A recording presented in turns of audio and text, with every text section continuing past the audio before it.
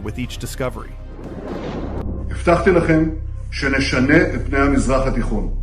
Israel is heading into another heat wave set to last for the next couple of days before we reach the week.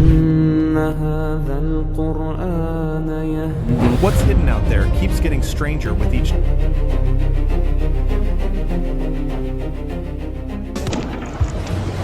Jerusalén se quedó a oscuras, y lo que apareció en el cielo esa misma noche dejó mudos a los testigos.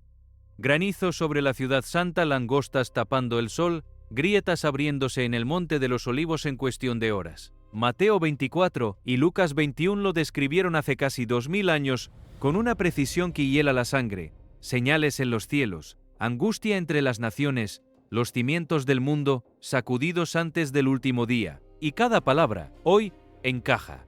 Todo lo que Jesús advirtió para el final de los tiempos está ocurriendo ahora, en el lugar exacto que Él señaló. Y en los próximos minutos vas a ver las pruebas, una por una.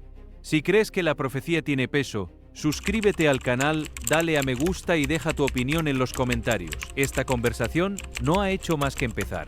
Durante siglos, Jerusalén ha visto ejércitos acampar a sus puertas, incendios consumir sus barrios y terremotos sacudir sus cimientos. La ciudad sabe lo que es la adversidad de una manera que muy pocos lugares en el mundo pueden igualar. Por eso, llama tanto la atención que aquella tarde, cuando los primeros grupos de aves comenzaron a aparecer sobre los tejados, los residentes sintieran algo diferente a lo que normalmente sienten ante los caprichos del clima o la fauna local. No era miedo ordinario. No era el sobresalto pasajero que produce un fenómeno extraño. Era algo más parecido a un reconocimiento instintivo, como si alguna parte de la conciencia colectiva de la ciudad, formada por capas de historia y fe y expectativa, estuviera respondiendo a una señal que la mente racional todavía no había procesado del todo. Al principio fueron unos pocos, cuervos y grajos que cruzaban en pequeños grupos sobre el barrio musulmán, sobre las cúpulas doradas de la mezquita, sobre la Torre de David, contra el telón de fondo de un cielo que todavía tenía algo del naranja tardío del atardecer. Pero en cuestión de minutos, lo que parecía un avistamiento curioso se transformó en algo que detuvo a la gente en mitad de la calle. Cientos se convirtieron en miles. El ruido de alas llenó el aire de una manera que varios testigos describieron como ensordecedora, una vibración constante que se superponía a las oraciones del muro y al tráfico de la ciudad nueva. Las aves no volaban en la formación ordenada de una migración normal, con ese ritmo pausado y predecible que los ornitólogos conocen bien, ese movimiento de bandada que sigue corrientes de viento y orientaciones magnéticas con la precisión de un mecanismo de relojería. Se movían de otro modo, girando de repente sobre sí mismas, invirtiendo su trayectoria sin razón aparente, sobrevolando una y otra vez los mismos puntos sobre el monte del templo, como si algo invisible bajo sus alas las obligara a volver, como si estuvieran trazando el contorno de algo que solo ellas podían ver. Los transeúntes se detuvieron en mitad de las calles. Los que rezaban junto al muro de las lamentaciones levantaron los ojos. Los vendedores ambulantes dejaron sus puestos y se quedaron mirando hacia arriba con las manos en los bolsillos. Nadie recordaba haber visto algo así sobre Jerusalén. Entonces llegaron las langostas. Los videos, que comenzaron a circular en las redes, mostraban nubes densas de insectos desplazándose sobre sectores enteros de la ciudad con una uniformidad que producía una especie de horror silencioso. Los enjambres eran tan compactos que atenuaban perceptiblemente la luz del sol, proyectando una sombra parpadeante y en movimiento sobre los adoquines que hacía que las calles parecieran vivir, que el suelo mismo pareciera respirar. Se escuchaba a los vecinos contener la respiración detrás de sus teléfonos, esa pausa instintiva que el cuerpo hace antes de decidir si lo que está viendo es peligroso. Algunos murmuraban oraciones en hebreo, en árabe, en inglés.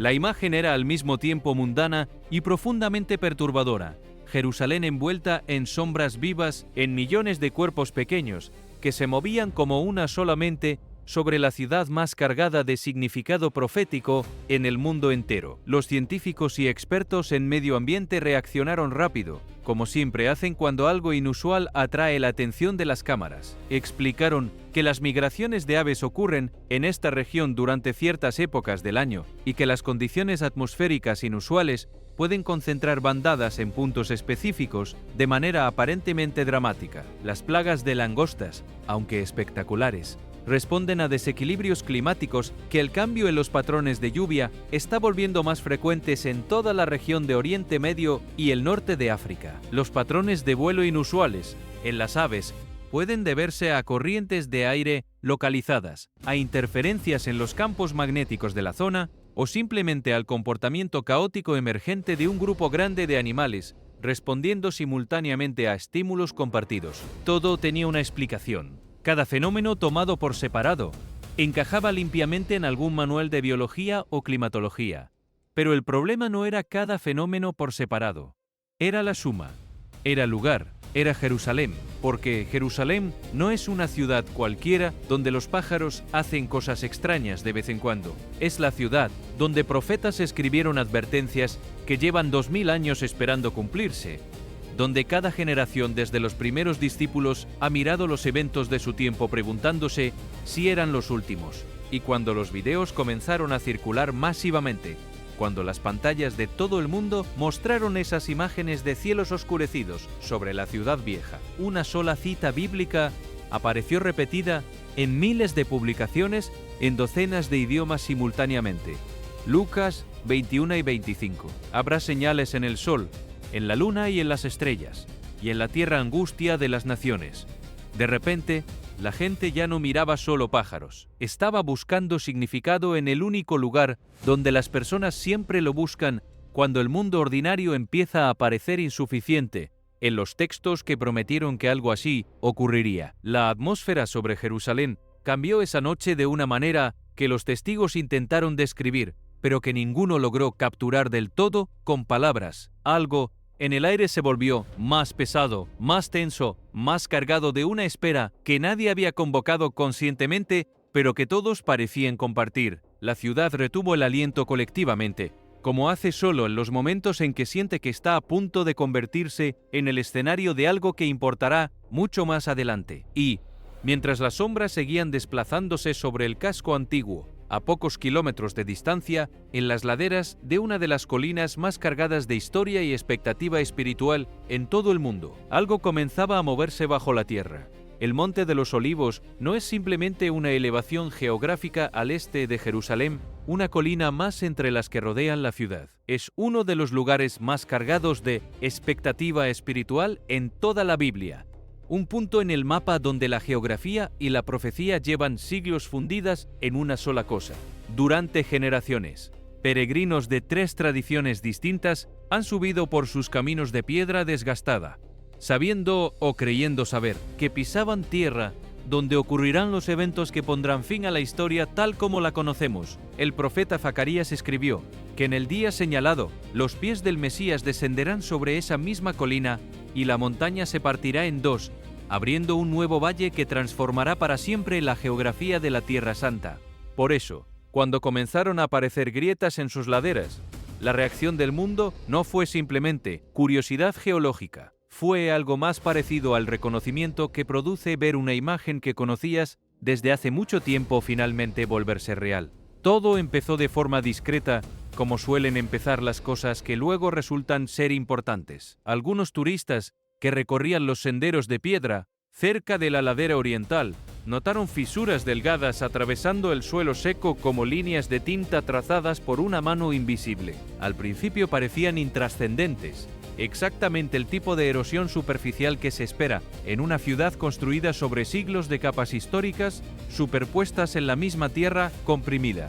Jerusalén tiene miles de años. Sus muros se agrietan en verano.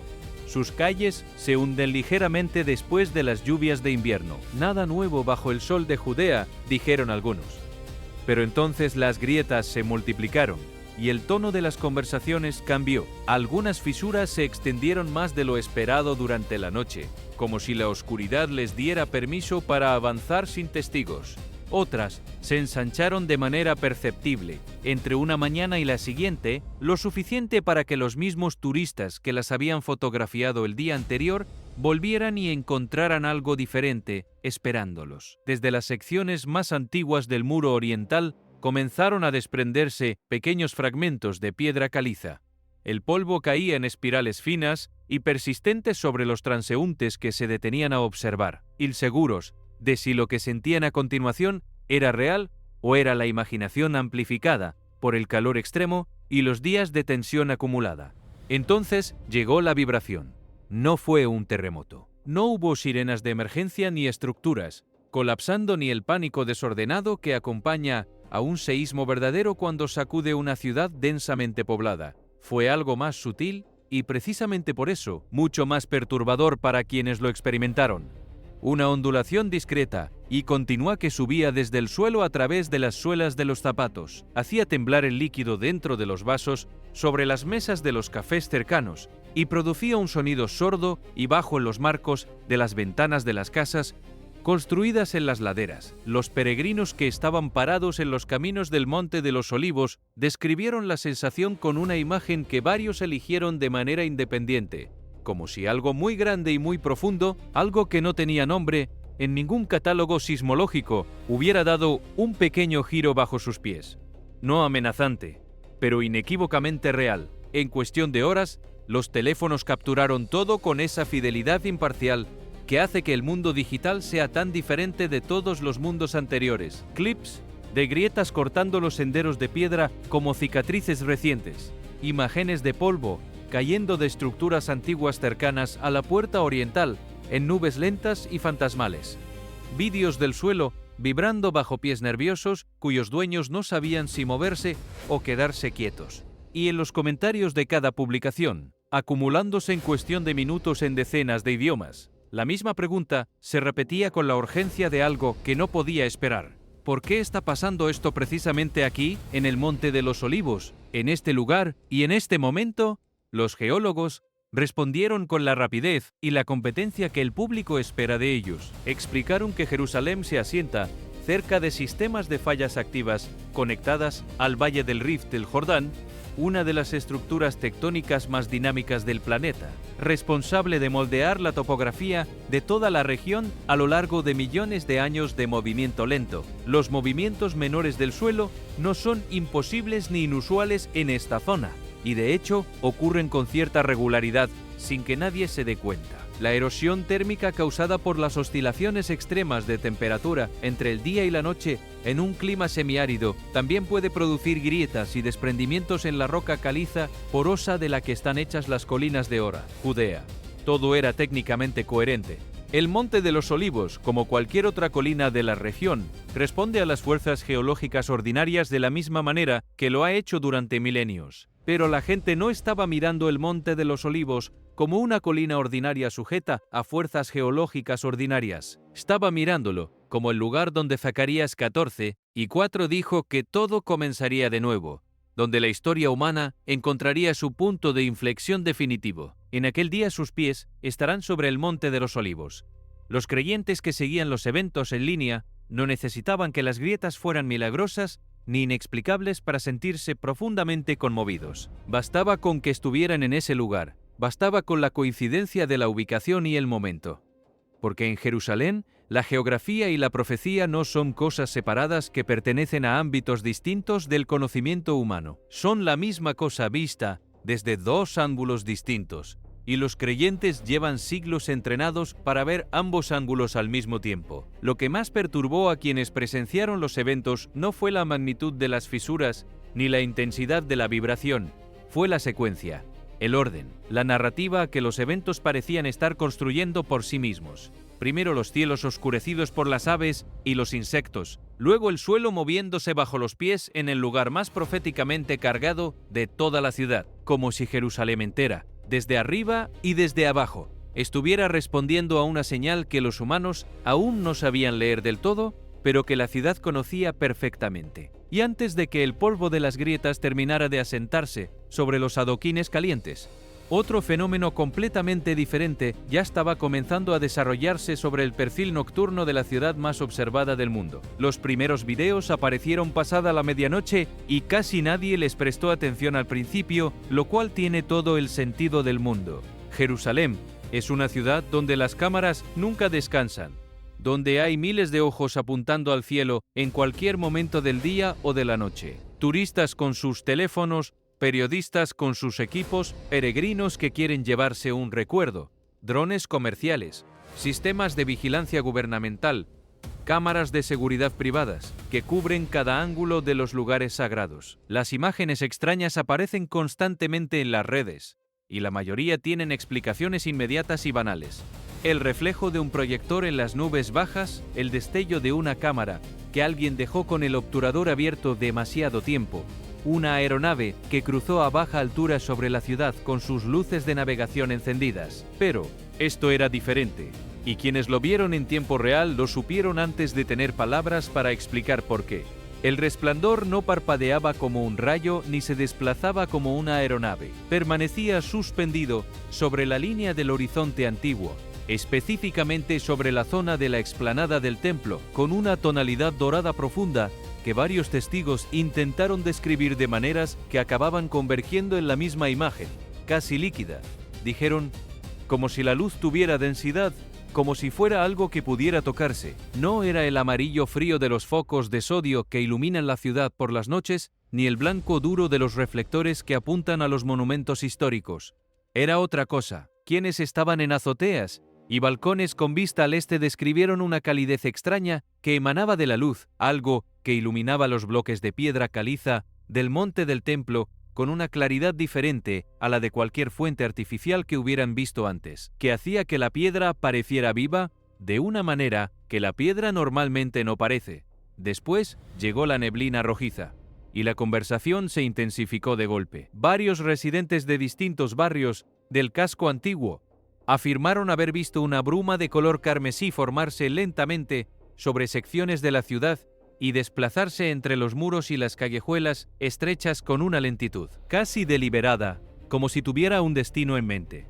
En algunas grabaciones, la neblina se mezclaba con el resplandor dorado que seguía suspendido sobre el horizonte, creando escenas que muchos espectadores en todo el mundo describieron como imposibles de encuadrar dentro de lo que conocían, dentro de lo que habían visto antes. Oro y carmesí fundiéndose sobre piedra milenaria, en plena noche, sobre la ciudad donde 3 religiones anclan sus esperanzas más profundas. Los clips se viralizaron en horas. Millones de personas en todo el mundo los vieron dentro de las primeras 24 horas, y los comentarios fueron inmediatos, masivos y completamente divididos entre quienes buscaban explicación y quienes buscaban significado. Pero lo que realmente hizo explotar las redes, lo que convirtió un evento regional inusual en una conversación global que duró días, fueron las formas.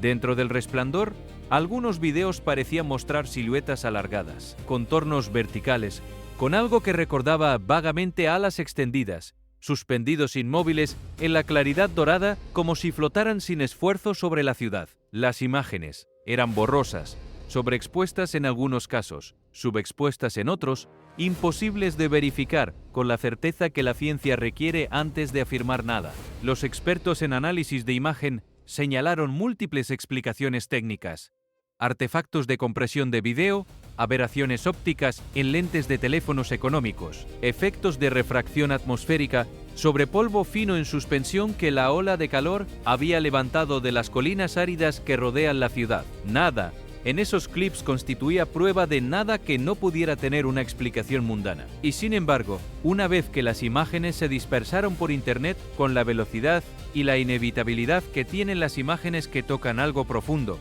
la conversación se volvió imposible de detener o de encauzar hacia la calma. Algunos decían que estaban viendo ilusiones ópticas producidas por condiciones atmosféricas inusuales, y tenían razones técnicas perfectamente articuladas para sostener esa posición. Otros, con igual convicción y con igual certeza en sus ojos, decían que estaban viendo formas angélicas sobre Jerusalén por primera vez en la historia que cualquiera de ellos había vivido. La distancia entre ambas posiciones no se redujo con el tiempo ni con las explicaciones de los expertos.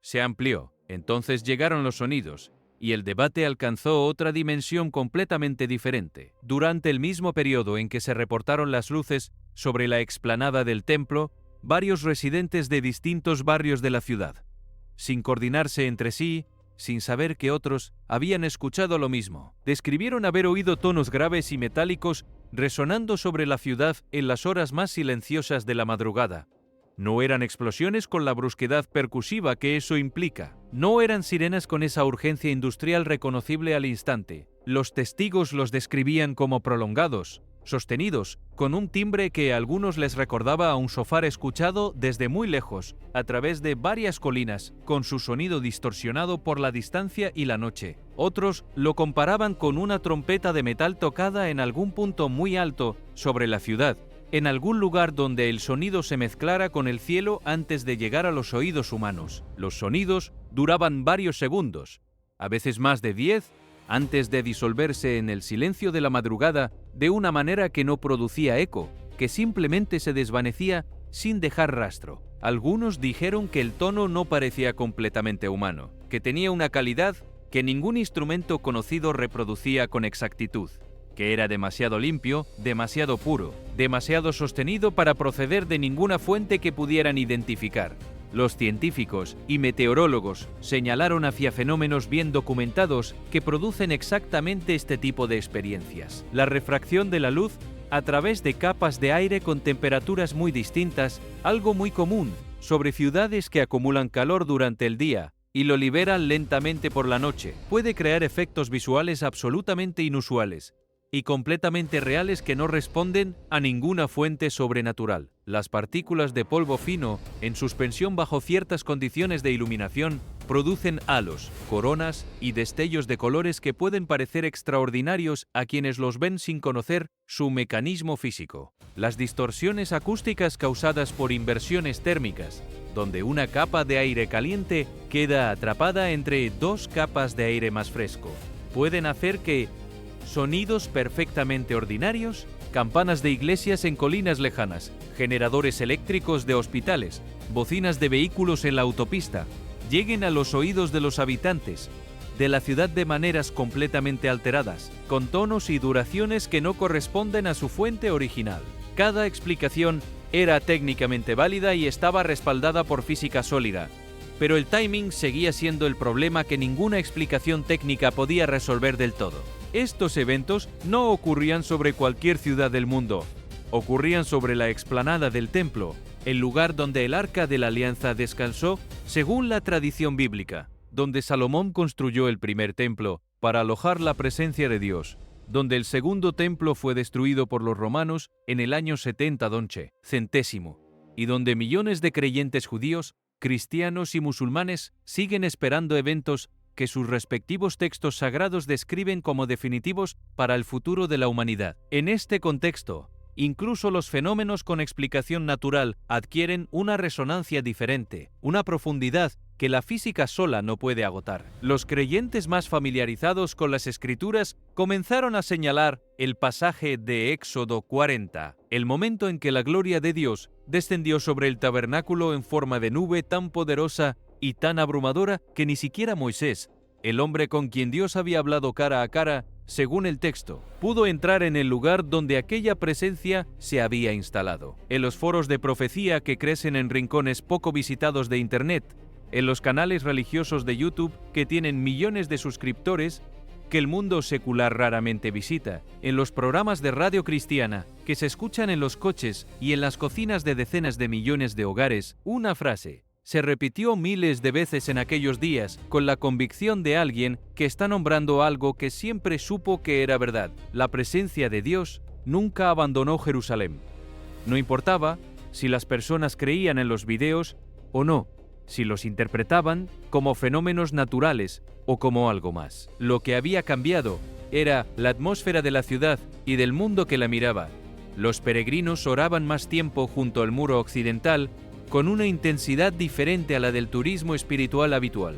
Las multitudes se reunían en los miradores con vista a la explanada del templo, incluso de madrugada en noches de calor insoportable, porque había algo que los llamaba a quedarse despiertos y mirando. Las conversaciones sobre profecía, que normalmente quedaban confinadas a círculos especializados, a seminarios teológicos, a grupos de estudio bíblico en sótanos de iglesias, empezaron a invadir las conversaciones cotidianas de personas que nunca antes habían abierto un libro del Apocalipsis. Jerusalén ya no parecía simplemente estar reaccionando a eventos extraños, con la resignada familiaridad de una ciudad que ha visto demasiadas cosas en demasiados siglos. Parecía estar en el centro de algo más grande, algo que el mundo entero estaba mirando sin saber exactamente qué nombre ponerle. Y, cuando el resplandor finalmente se apagó sobre la ciudad y el silencio volvió a instalarse sobre los tejados de piedra caliza, nadie supo decir con certeza si lo que había pasado era el principio de algo o el eco anticipado de algo que llevaba mucho tiempo acercándose sin que nadie lo viera venir. Jerusalén llevaba días atrapada bajo una ola de calor que no cedía y que parecía tener una voluntad propia. El aire encima de la ciudad se había vuelto casi sólido, una masa invisible de presión y temperatura que aplastaba cualquier brisa antes de que pudiera recorrer las callejuelas del casco antiguo. Las piedras del muro occidental, que normalmente liberan el calor acumulado durante el día en las primeras horas de la noche y se vuelven casi frescas al tacto cerca de la madrugada, guardaban el calor del mediodía hasta bien entrada la madrugada, como si se hubieran convertido en depósitos de energía que no encontraban manera de vaciarse. Los vendedores del mercado árabe cerraban antes de lo habitual. Los turistas buscaban sombra en los portales de las iglesias y en los arcos de los edificios cruzados con esa desesperación silenciosa de quien sabe que la sombra tampoco va a resolver el problema de fondo. Incluso los peregrinos más devotos, los que se levantan antes del amanecer para orar sin importar las condiciones, acortaban sus oraciones junto al muro y volvían rápido al interior de los hostales a buscar un ventilador que moviera el aire caliente de un lado al otro de la habitación sin enfriarlo. Realmente. Entonces el cielo se rompió, sin aviso, sin transición, sin preparación de ningún tipo. No hubo esa progresión habitual en que el horizonte se oscurece lentamente y la brisa fresca anuncia la lluvia con varios minutos de anticipación suficientes para que la gente recoja lo que dejó afuera y busque refugio con calma. Las nubes llegaron con una velocidad que varios testigos describieron como genuinamente antinatural, la velocidad de algo que no estaba siguiendo las reglas normales de la meteorología. En cuestión de minutos, los últimos rayos del sol sobre la ciudad vieja desaparecieron bajo paredes de tormenta que se cerraron desde el noroeste como las hojas de una trampa que alguien hubiera estado tendiendo pacientemente durante horas. Después cayó el granizo con una violencia que nadie que lo vivió olvidará.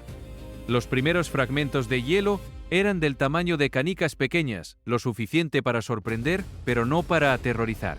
Luego aumentaron. En cuestión de minutos, algunos testigos recogieron piezas del pavimento que medían varios centímetros de diámetro, fragmentos irregulares de hielo duro, que habían caído desde la altura con la energía suficiente para romper lo que encontraran en su camino. Las piedras de granizo golpeaban los tejados con un estruendo que los residentes compararon con el repiqueteo de miles de martillos trabajando al mismo tiempo sobre toda la ciudad a la vez. Un sonido ensordecedor que llenó cada calle y cada patio de la ciudad vieja simultáneamente. Los vidrios de los automóviles estacionados en las calles del barrio armenio y en los accesos al barrio judío reventaron en cuestión de segundos, con un sonido específico y reconocible que los testigos describieron como parte del estruendo general de la tormenta. Los propietarios de tiendas corrieron a recoger mercancía extendida sobre las mesas de la calle, esa danza frenética que los comerciantes del casco antiguo han ejecutado durante décadas ante la llegada de cualquier lluvia fuerte, pero esta vez con una urgencia mayor, con la sensación de que no había tiempo para nada, excepto salvar lo que pudiera salvarse. Las personas que estaban cerca del muro occidental se dispersaron hacia los arcos y las cavidades de piedra que ofrecía la arquitectura circundante. El agua y el hielo, mezclados, corrían por los canales de las calles empedradas en torrentes, que arrancaban hojas secas y pequeños fragmentos de tierra del suelo y los llevaban hacia los puntos bajos de la topografía urbana. No fue solo la violencia física del granizo lo que perturbó a la gente durante días después de que la tormenta pasara.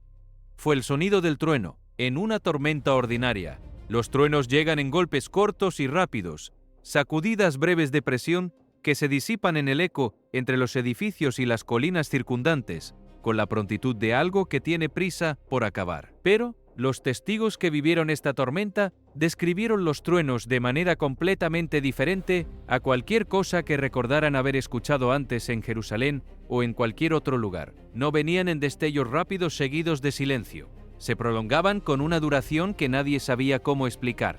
Comenzaban con un golpe inicial seco y penetrante y luego se extendían en un rodar profundo, casi subsónico, una vibración baja que parecía venir tanto de arriba como de abajo simultáneamente, como si el cielo y el suelo estuvieran respondiendo a la misma fuente, como si la tormenta tuviera raíces que llegaban hasta las capas más profundas de la tierra. Algunos dijeron que recordaba explosiones lejanas, reverberando entre las colinas que rodean la ciudad desde 3 lados, multiplicadas y distorsionadas por la topografía, hasta volverse irreconocibles como su fuente original. Otros recurrieron a una imagen más antigua, más resonante con el lugar, tambores gigantes rodando a través del firmamento, como los que acompañan a los ejércitos en las películas bíblicas, pero reales, físicos, imposibles de ignorar. Los relámpagos fueron los que más circularon en los videos y los que generaron el debate más intenso. Varias grabaciones mostraron patrones de descarga eléctrica que los espectadores describieron con insistencia como inusuales, como diferentes a lo que habían visto antes en otras tormentas. Un destello que se ramificó en múltiples direcciones, simultáneamente sobre la línea del horizonte del monte del templo, como si la electricidad hubiera encontrado varios caminos igualmente buenos al mismo tiempo, en lugar de elegir el camino de menor resistencia como dictan las leyes físicas. Otro, que pareció permanecer visible varios segundos más de lo normal. Una línea azul-blanca que sostuvo su brillo sobre las cúpulas antiguas con una persistencia que nadie sabía cómo justificar, como si estuviera esperando algo antes de apagarse. En uno de los clips más compartidos de toda aquella semana extraordinaria, el relámpago iluminó la silueta completa de la ciudad vieja durante lo que varios espectadores midieron en sus grabaciones como más de 3 segundos continuos, un tiempo que los físicos describirían como extraordinariamente largo para una descarga eléctrica ordinaria, y que los creyentes describieron con palabras muy diferentes. Los meteorólogos ofrecieron explicaciones técnicas coherentes y bien fundamentadas. La ola de calor extrema había creado condiciones perfectas para la formación de tormentas convectivas violentas. El choque entre masas de aire supercalentado que asciende rápidamente y frentes de humedad que llegan desde el Mediterráneo produce granizo de gran tamaño, truenos prolongados por la altura de las nubes de tormenta y descargas eléctricas de alta energía con duraciones inusuales. Fenómenos similares se registran regularmente en regiones del Mediterráneo oriental y Oriente Medio durante las transiciones estacionales bruscas que siguen a periodos de calor extremo. Los patrones de relámpago inusuales pueden deberse a la orografía compleja del terreno alrededor de Jerusalén, que canaliza y amplifica las descargas de maneras difíciles de predecir con los modelos estándar. Todo era científicamente razonable, técnicamente respaldado, completamente dentro de lo que la física atmosférica permite. Pero en Internet, con la velocidad característica con que los significados se propagan cuando el terreno está preparado para recibirlos, la explicación que se dispersó más rápido no tenía nada que ver con la meteorología. Apocalipsis 16 y 21 comenzó a aparecer en miles de publicaciones casi simultáneamente en un fenómeno de coordinación espontánea que ningún algoritmo había diseñado, y cayó del cielo sobre los hombres un enorme granizo como del peso de un talento. El versículo describe una de las plagas finales del libro del Apocalipsis, una tormenta de proporciones cósmicas que cae sobre la humanidad en los momentos que el texto bíblico describe como los últimos antes del fin de la historia tal como la conocemos, para millones de creyentes que seguían los eventos de Jerusalén desde todos los rincones del planeta. La coincidencia era demasiado directa para pasarla por alto con comodidad. Lo que comenzó a formarse en la mente de muchos observadores no era un argumento teológico elaborado ni una teoría conspirativa diseñada para asustar. Era algo más visceral, más inmediato, más difícil de desalojar con argumentos racionales. La sensación acumulada de que los eventos se estaban encadenando demasiado rápido, en demasiado poco tiempo, en el lugar con demasiado peso profético en el imaginario colectivo de la humanidad para que toda la coincidencia pudiera atribuirse simplemente al azar. Las aves, las langostas, las grietas en el Monte de los Olivos, las luces sobre la explanada del templo, y ahora una tormenta de granizo con relámpagos que nadie sabía del todo cómo explicar, cayendo sobre la ciudad más observada del mundo durante una semana en que el mundo entero ya estaba mirando. para muchos creyentes, el cuarto acto de una secuencia que nadie había escrito, pero que todos estaban presenciando en tiempo real. Y, bajo las piedras mojadas y el granizo derretido que cubría los adoquines de Jerusalén, al amanecer siguiente, algo más estaba a punto de salir a la luz, algo que llevaba siglos esperando debajo de la tierra con la paciencia específica de las cosas, que no tienen apuro porque siempre supieron que su momento llegaría, no muy lejos de las calles empedradas donde el granizo todavía se derretía lentamente bajo los primeros rayos del sol de la mañana siguiente, a escasa distancia de los muros que han visto pasar ejércitos romanos con sus estandartes de águila, cruzados con sus cruces cosidas al pecho, otomanos con sus turbantes y sus cañones, y modernos ejércitos israelíes con sus uniformes de camuflaje. Un equipo de arqueólogos, trabajando junto a una obra de construcción, hizo un descubrimiento que nadie esperaba y que nadie sabía del todo cómo interpretar. Una serie de sarcófagos de piedra, ocultos bajo capas de tierra y escombros, esperando en la oscuridad desde hacía siglos. El hallazgo no era completamente inusual en el sentido estrictamente técnico, al menos no en una ciudad donde los obreros de construcción tropiezan con antigüedades con una regularidad que en cualquier otro lugar del mundo sería motivo de asombro permanente, pero que en Jerusalén se ha convertido en parte del paisaje laboral habitual. Cada metro que se excava hacia abajo en esta ciudad es un salto atrás en el tiempo que cruza varias épocas sin escala. Un adoquín romano aquí, con las marcas características de las ruedas de los carros que lo desgastaron durante siglos, un mosaico bizantino más abajo, todavía con algo de color en las teselas. Una moneda del periodo asmoneo cerca del fondo de la excavación, pequeña y pesada y asombrosa. Los arqueólogos de la Autoridad de Antigüedades de Israel han aprendido a trabajar con la paradoja permanente que define este lugar sobre todos los demás. Construir hacia arriba siempre significa descubrir algo hacia abajo, y nunca se sabe lo que habrá al siguiente nivel.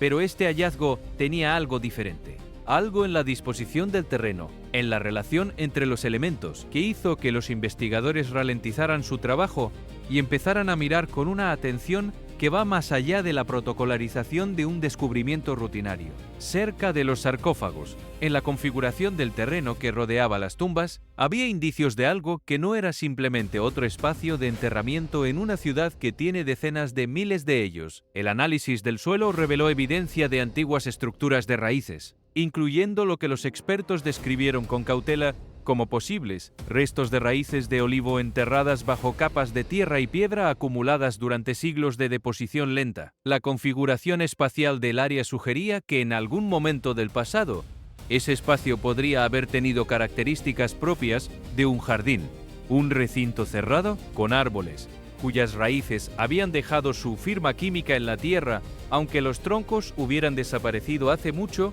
con suelo trabajado, con un propósito que iba más allá del simple almacenamiento de los muertos. Ese detalle específico, ese indicio de un jardín junto a las tumbas, fue el que capturó la atención de millones de personas en todo el mundo antes de que los arqueólogos terminaran de procesar sus propios hallazgos. Porque hay un versículo en el Evangelio de Juan que cualquier creyente criado en la tradición cristiana reconoce al instante. Juan 19:41. Y en el lugar donde había sido crucificado había un huerto, y en el huerto un sepulcro nuevo, en el cual aún no había sido puesto ninguno. La descripción bíblica de la tumba de Jesús la sitúa específicamente en un jardín, en un lugar cerca del punto de la crucifixión, en una tumba reciente que no había sido usada antes de ese día. Y aunque los historiadores y arqueólogos reiteraron con toda la rapidez que la situación requería, que una coincidencia de elementos generales no es evidencia de ninguna identificación específica, que la arqueología no funciona con la velocidad de las redes sociales, que los procesos de datación y verificación toman meses o años, la reacción en Internet fue inmediata y completamente ajena a esas consideraciones metodológicas. Los videos que comparaban los detalles del sitio arqueológico con las descripciones bíblicas acumularon millones de visualizaciones en cuestión de horas, multiplicadas por el algoritmo con la eficiencia característica de los contenidos que tocan algo profundo en una audiencia ya predispuesta a prestar atención. Algunos espectadores señalaban con precisión técnica que la orientación de las tumbas, su estilo de construcción, el tipo de piedra caliza usada para los sarcófagos, correspondían con lo que los historiadores saben sobre las prácticas funerarias de las familias adineradas de Jerusalén durante el primer siglo de la era común. Otros iban más lejos, argumentando que la ubicación geográfica del descubrimiento encajaba con los largos y complejos debates que teólogos y arqueólogos llevan generaciones sosteniendo sobre los lugares mencionados en los relatos de la Pasión, en los Carvet de la Pasión, en los 4 Evangelios. Los académicos respondieron con el cuidado y la precisión que el tema requería y con una paciencia admirable ante una presión pública que pocas disciplinas científicas han tenido que enfrentar con tanta frecuencia como la arqueología bíblica. Explicaron con detalle que Jerusalén contiene decenas de miles de tumbas antiguas correspondientes a docenas de periodos históricos distintos, desde el Bronce Antiguo hasta el período otomano, y que los enterramientos en jardines eran una práctica común entre las familias de ciertos recursos económicos en el primer siglo, no exclusivos de ningún individuo ni de ningún evento en particular. El tipo de sarcófago hallado corresponde a estilos de talla que se usaron durante un rango de varios siglos, lo que hace que la datación precisa sea difícil sin análisis adicionales, sin fechas de carbono 14 confirmadas en laboratorio, sin inscripciones identificadoras en la piedra, sin contexto estratigráfico completamente documentado y publicado en una revista revisada por pares. Cualquier identificación específica del sitio era científicamente prematura de una manera que ningún arqueólogo responsable podía respaldar. Los expertos advirtieron con toda la claridad posible que la especulación en Internet se estaba moviendo a una velocidad y en una dirección que la evidencia disponible no justificaba. Pero Internet ya no estaba operando en modo científico esa semana en Jerusalén. Estaba operando en modo de búsqueda de significado, que es el modo humano más antiguo, el que existe desde antes de que hubiera ciencia, el que persiste incluso donde hay ciencia, porque satisface una necesidad diferente que la ciencia nunca ha pretendido satisfacer. Y para muchos creyentes, que llevaban semanas siguiendo la cadena de eventos sobre Jerusalén, el hallazgo arqueológico no era simplemente un descubrimiento interesante del pasado que los académicos procesarían con calma durante los próximos años. Era una emergencia del pasado, algo que salía a la superficie en el momento preciso en que el mundo entero ya estaba mirando hacia Jerusalén. Era la sensación de que las capas de historia enterradas bajo la ciudad santa estaban comenzando a aflorar, una tras otra, como si algo bajo la tierra respondiera a la misma llamada que los pájaros y las grietas y las luces habían respondido antes. Las imágenes de los sarcófagos sellados, ocultos durante siglos bajo las piedras de la ciudad más cargada de expectativa espiritual del mundo, tenían un peso emocional que ningún informe académico podía neutralizar completamente, porque el peso no provenía de la evidencia, sino de la resonancia.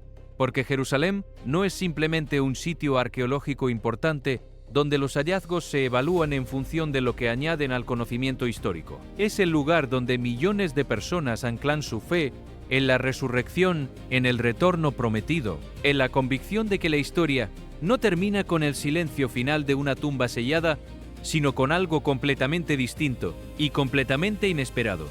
Y cada vez que algo antiguo emerge debajo sus superficies, el mismo instinto humano que llevó a los primeros discípulos a correr hacia el sepulcro vacío aquella madrugada de domingo, se activa de nuevo en personas de todo el mundo, en distintas tradiciones religiosas, en distintos idiomas, con la misma pregunta grabada en el fondo de la conciencia, desde que la humanidad aprendió a hacerse preguntas que no tienen respuesta fácil. ¿Qué significa esto para nosotros, ahora, en este momento?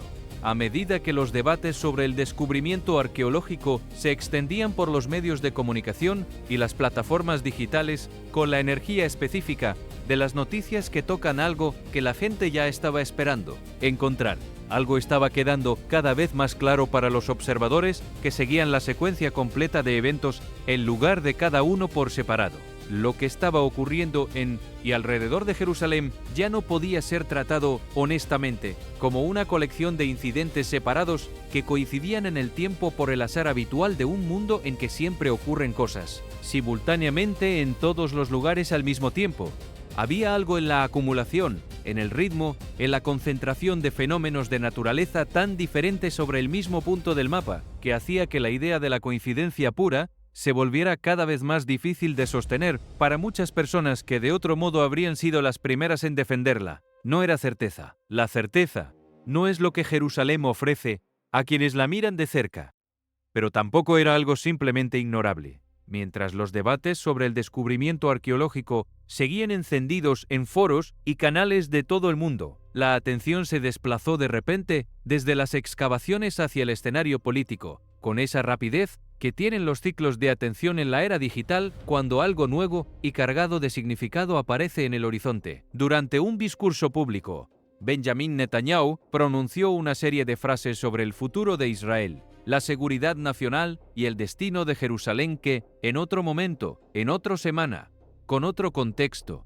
rodeándolas, podrían haber pasado como retórica política ordinaria de un líder en tiempos de tensión. Los políticos israelíes, y Netanyahu en particular, hablan con frecuencia de historia, de destino y de la significación especial de Jerusalén. Es parte del lenguaje político del país, tejido en la identidad nacional de una manera que lo hace casi invisible para quienes lo escuchan regularmente, pero no pasaron como retórica ordinaria aquella semana. En cuestión de horas, fragmentos del discurso circulaban en YouTube, en TikTok y en los principales foros dedicados a la profecía bíblica que tienen millones de usuarios activos en todo el mundo. No por lo que el primer ministro había dicho en términos técnicos o diplomáticos sobre política de seguridad o relaciones internacionales, sino por algo en el tono, en la elección de ciertas palabras, en la forma en que algunas frases sobre el destino de la nación judía y el papel de Jerusalén en el futuro cercano resonaron en oídos que llevaban semanas procesando señales desde la misma ciudad. Muchos oyentes afirmaron con igual partes de convicción y desconcertante certeza que ciertas partes del discurso sonaban más a profecía que a política, más a algo que viene de un lugar diferente que los comunicados ordinarios de un primer ministro en ejercicio. Algunos creyentes dijeron que las palabras aludían a un inminente cambio de era, a una transición histórica hacia algo que iba mucho más allá de la política de seguridad regional o de los ciclos electorales habituales. Otros conectaron explícitamente el timing del discurso con los eventos extraordinarios que ya tenían a Jerusalén en el centro de la atención mundial durante esa semana. Los cielos oscurecidos por las aves, los temblores en el Monte de los Olivos, las luces misteriosas sobre la explanada del templo, el granizo bíblico. Para estas personas, el hecho de que el líder de Israel hablara en esos términos, precisamente en ese momento, no parecía accidental. Parecía parte de la misma secuencia que todo lo demás. Los analistas políticos respondieron con el escepticismo razonado y bien fundado que la situación requería. Señalaron que Netanyahu lleva décadas pronunciando discursos sobre el destino histórico de Israel y el significado único de Jerusalén, que ese tipo de lenguaje elevado y resonante con la historia judía es completamente estándar en el repertorio de cualquier líder israelí que busca movilizar a su base electoral y proyectar autoridad histórica, y que leer en ellos señales proféticas era llevar la interpretación mucho más lejos de lo que los hechos justificaban. Otros argumentaron con evidencia textual concreta que los clips circulantes estaban descontextualizados, que las frases que sonaban proféticas en fragmentos de 30 segundos tenían significados más mundanos y más banales en el contexto completo del discurso original. Los seguidores del primer ministro insistieron en que el discurso estaba siendo mal interpretado de manera sistemática por personas que proyectaban sobre él lo que querían ver en lugar de lo que realmente decía. Pero, a pesar de todas las aclaraciones, a pesar de toda la contextualización y toda la racionalización, la conversación siguió, creciendo con la energía específica de los debates que tocan algo que las personas ya tienen media formado en la mente y solo necesitan un detonador para que explote hacia afuera. Pasajes del libro de Daniel, que describe con una especificidad sorprendente el comportamiento de líderes en los periodos finales de la historia humana, según la visión profética del texto, comenzaron a circular junto a los clips del discurso. Las comunidades enfocadas en profecía empezaron a discutir con renovada intensidad los temas que son su razón de ser: liderazgo en los últimos tiempos, inestabilidad global como señal de transición histórica, la posibilidad de que el mundo estuviera entrando en una temporada profética sin precedentes en la historia registrada de la humanidad. Para muchos creyentes, el punto central de toda esta conversación no era el contenido exacto del discurso. No era lo que Netanyahu había dicho o dejado de decir en términos precisos. era cuándo lo había dicho. El timing, porque las palabras llegaron en el momento exacto en que Jerusalén ya estaba siendo observada por el mundo entero a causa de fenómenos que muchas personas describían con términos que iban desde inusuales hasta apocalípticos, y en una ciudad donde cada palabra pronunciada en público lleva siglos de resonancia espiritual acumulada. Incluso una frase diseñada para un propósito perfectamente mundano puede convertirse en combustible para preguntas que van mucho más allá de la geopolítica del Oriente Medio contemporáneo. Política y profecía no suelen aparecer juntas en los mismos titulares de la prensa convencional, pero aquella semana, para millones de personas que seguían los eventos de Jerusalén desde distintos ángulos y con distintos marcos de interpretación, la distancia entre las dos se había vuelto muy pequeña. Y esa sensación de proximidad, esa impresión de que las piezas de una imagen mucho más grande estaban encontrando su lugar de maneras que nadie había orquestado, pero que todos podían ver, fue suficiente para mantener al mundo prestando atención de una manera diferente a la habitual. A medida que los eventos se acumulaban con la velocidad de una semana, que parecía comprimida como ninguna otra en memoria reciente, una conversación más oscura comenzó a ganar terreno en los espacios donde los creyentes discuten profecía bíblica con la intensidad de quienes sienten que el tiempo apremia. No era sobre señales celestiales, ni sobre descubrimientos arqueológicos, ni sobre discursos políticos. Era sobre el espíritu de engaño. Era sobre la posibilidad de que la mayor amenaza no viniera del cielo ni de la tierra, sino de adentro, de la capacidad humana para ser seducida por líderes y narrativas que prometen todo lo que el corazón busca, pero que llevan en el centro algo completamente diferente. El debate se intensificó de manera específica cuando comenzaron a circular videos que mostraban grupos ultraortodoxos judíos protestando activamente en las calles de Jerusalén contra el sionismo y contra la existencia del Estado de Pare, Israel en su forma actual. Para muchos espectadores fuera de Israel, la escena era genuinamente desconcertante, capaz de producir esa especie de cortocircuito cognitivo que ocurre cuando la realidad no encaja en ninguno de los esquemas mentales disponibles. Judíos ultraortodoxos oponiéndose al Estado de Israel, judíos religiosos protestando contra el gobierno judío de Jerusalén. La imagen contradecía de manera directa lo que la mayoría de personas en el mundo, creyentes o no, asumen sobre la relación natural entre la fe judía y el apoyo a la existencia del Estado moderno. Pero la realidad, como siempre cuando se la mira de cerca, es más compleja que cualquier asunción. Hay corrientes dentro del judaísmo ultraortodoxo, con raíces intelectuales profundas y con referentes rabínicos respetados dentro de sus propias comunidades, que sostienen que el verdadero reino judío prometido en las Escrituras solo puede ser establecido después de la llegada del Mesías, y que cualquier intento humano de anticipar ese momento mediante la creación de un Estado secular y político no solo es prematuro, sino que constituye una apropiación ilegítima de algo que pertenece al tiempo divino y no al tiempo humano. Para estos grupos, el sionismo como movimiento político, por mucho que haya logrado cosas extraordinarias para el pueblo judío en términos históricos y humanitarios, no representa el cumplimiento de la promesa divina, sino una sustitución humana de ella.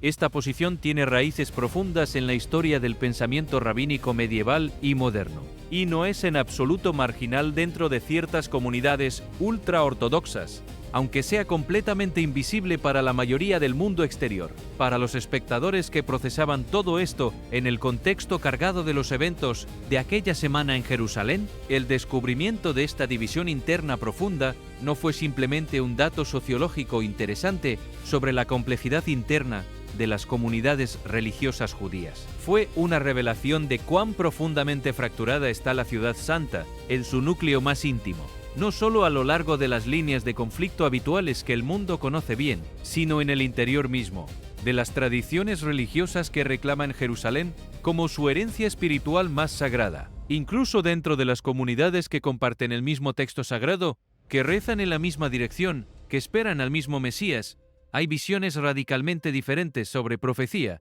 sobre legitimidad política, sobre el papel de la agencia humana en el cumplimiento de las promesas divinas. Y fue en ese punto, en esa revelación de fractura interna, donde el versículo de Mateo 24 comenzó a circular con una urgencia que pocos días antes habría parecido exagerada incluso en los círculos más dados a la interpretación profética de los eventos contemporáneos, porque vendrán muchos en mi nombre, diciendo: Yo soy el Cristo, y a muchos engañarán. Para algunos creyentes, la advertencia ya no sonaba como algo reservado a un futuro distante, a una época claramente marcada como diferente de la nuestra, a un tiempo que podría ser dentro de siglos. Sonaba como una descripción de algo que podía estar ocurriendo ya, en este momento, de maneras que la mayoría de personas no reconocería como tal, porque el engaño, cuando es efectivo, no se anuncia como engaño. Señalaron la inestabilidad global creciente, los conflictos que se extienden y los que no terminan nunca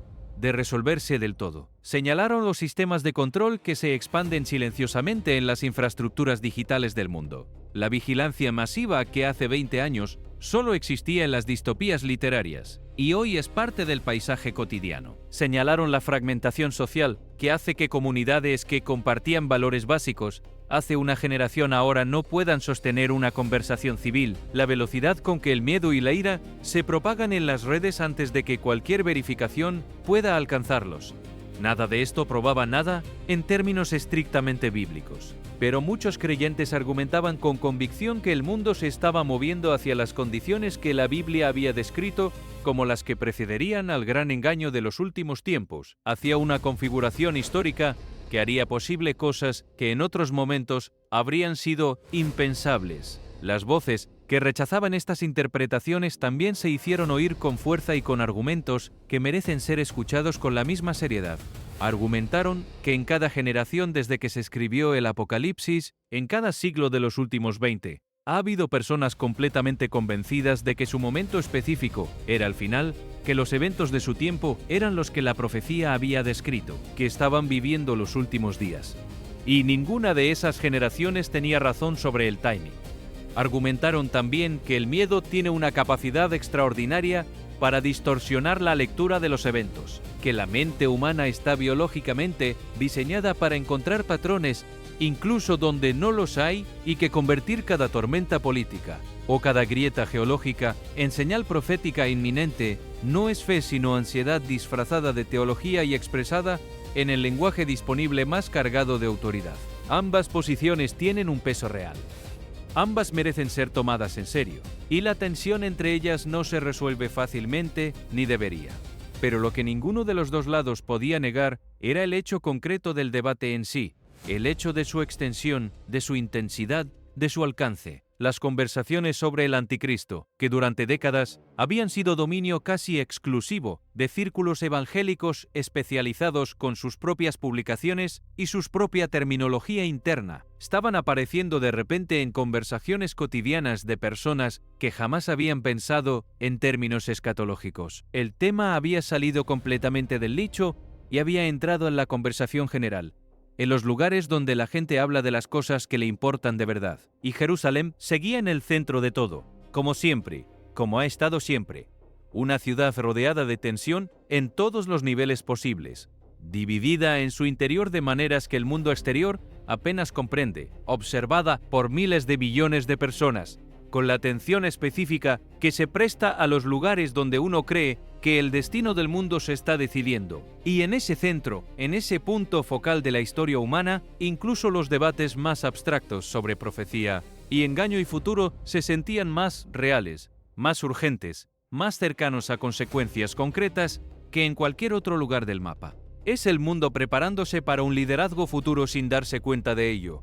¿O son teorías nacidas del miedo que distorsionan la realidad de maneras que hacen daño real a personas reales? Esa pregunta, que hace apenas unas semanas habría parecido marginal, incluso en los círculos donde se hacen preguntas marginales, se había convertido en una de las más discutidas en toda la red y no mostraba ninguna señal de desaparecer, antes de los pájaros, antes de las grietas, antes de las luces y la tormenta, y los sarcófagos y los discursos. Había el calor. El calor fue el comienzo de todo, aunque nadie lo supiera todavía. Jerusalén conoce el verano con una intimidad de siglos. Sus veranos son secos, brillantes, cargados de esa luz blanca y dura que hace que las piedras calcáreas del casco antiguo casi parezcan emitir luz propia, que convierte cada superficie en un reflector y cada sombra en un refugio valioso. Pero este calor era diferente al calor de los veranos anteriores, diferente con una especificidad que los residentes notaron antes de tener palabras para nombrarlo. Era la clase de calor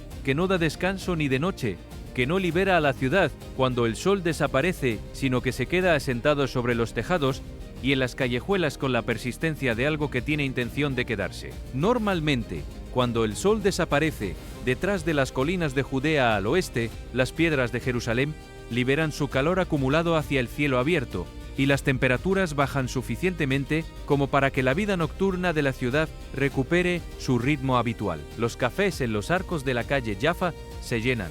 Las conversaciones que el calor del día había comprimido al mínimo se expanden de nuevo. Las oraciones junto al muro occidental en la fresca noche de verano tienen una calidad diferente a las del mediodía abrasador.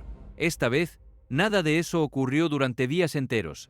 Después del atardecer, el aire seguía pesando sobre la ciudad con una presión casi física. Los ventiladores movían calor de un lado al otro de los apartamentos sin aliviar nada, sin crear ninguna sensación de movimiento que el cuerpo pudiera interpretar como fresco. La gente se despertaba de madrugada, empapada en sudor, con la sensación de no haber dormido en absoluto. Algunos residentes describieron la experiencia de salir a la calle en busca de aire y encontrar que el exterior estaba exactamente igual que el interior, que no había diferencia de temperatura entre adentro y afuera, que la ciudad entera estaba sellada bajo algo invisible que no tenía nombre en el vocabulario meteorológico habitual.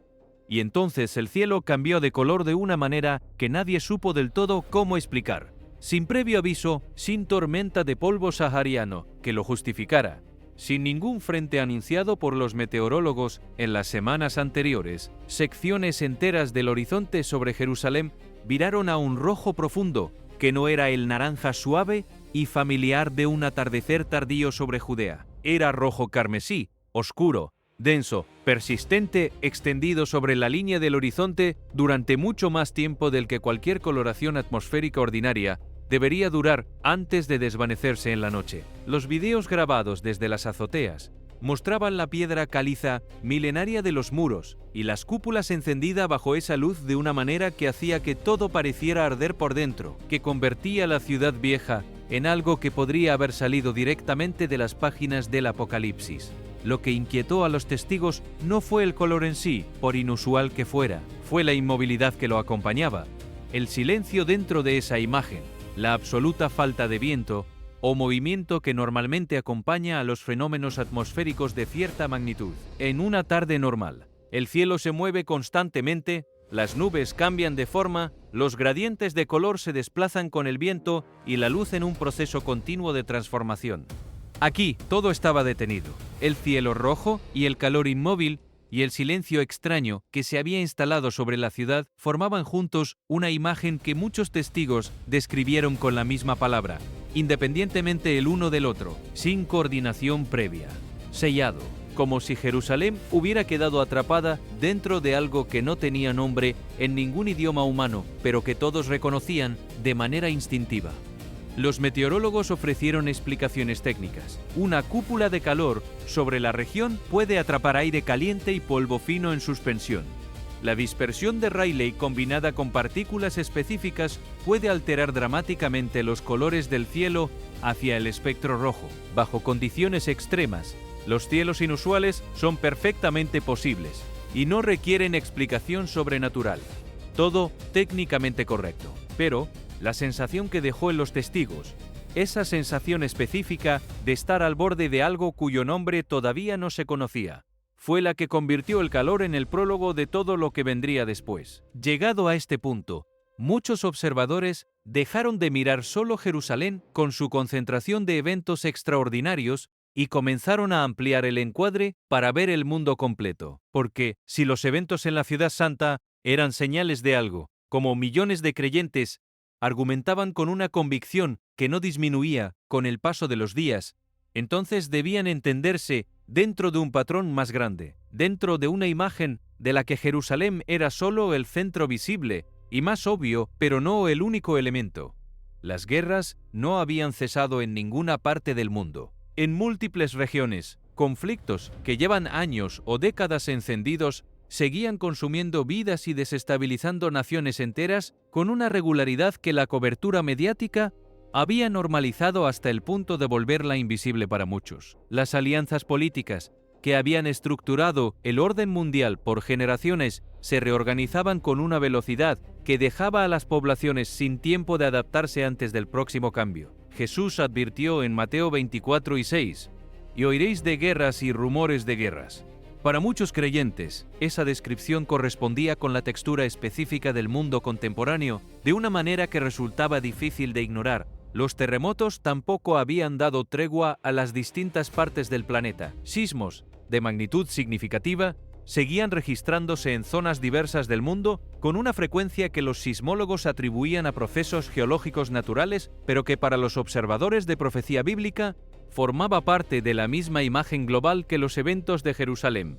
Al mismo tiempo, los años recientes habían reconfigurado de manera profunda la relación de la humanidad con los conceptos de seguridad colectiva, de vulnerabilidad compartida, de la fragilidad de los sistemas que se dan por sentados hasta que dejan de funcionar. Pero, para muchos creyentes, la señal más profunda y más perturbadora no era ninguna de las físicas, ninguna de las que se puede medir con sismógrafos o rastrear en mapas de conflictos armados. Era la temperatura moral del mundo, ese indicador que no aparece en ningún gráfico estadístico, pero que cualquiera puede sentir en las propias interacciones cotidianas. La sociedad humana parece más fragmentada que en generaciones anteriores. El enojo se propaga en las redes con una facilidad que hace décadas no tenía infraestructura tecnológica para desarrollar. Las familias se dividen sobre asuntos que antes no eran divisivos. El miedo domina el discurso público de maneras que distorsionan la percepción colectiva de la realidad.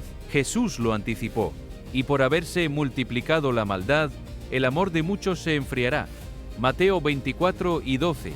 Para muchos, esa descripción de un mundo donde la capacidad para la compasión y la conexión humana disminuye bajo el peso acumulado de la adversidad y el miedo encajaba de manera inquietante con lo que cualquiera puede observar a su alrededor. Los eventos climáticos extremos también seguían multiplicándose con una persistencia que ya no podía atribuirse solo a la variabilidad natural del clima. Inundaciones históricas en regiones que nunca las habían visto con esa magnitud. Incendios forestales de escala sin precedente. Sequías que duraban años y redibujaban los mapas de lo que podía cultivarse y dónde. Olas de calor que rompían récords que habían tardado décadas en establecerse. Los científicos los atribuyen al cambio climático acelerado por la actividad industrial humana y tienen toda la evidencia del mundo para hacerlo.